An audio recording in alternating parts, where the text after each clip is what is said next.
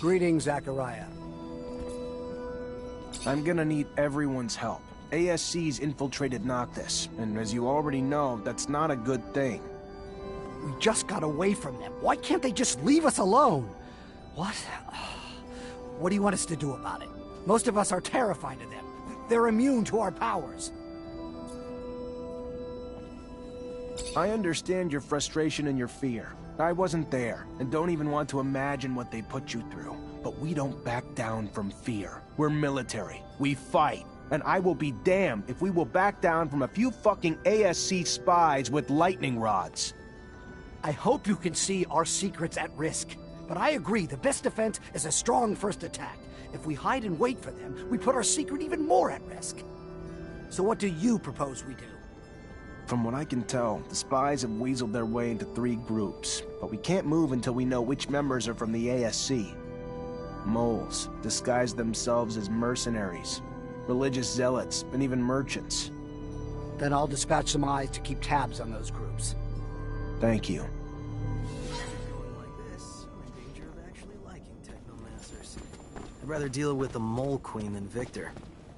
Oh, come on. Yeah, fine. Technomancers are more like locusts than a Mole Queen. I guess the comparison isn't fair.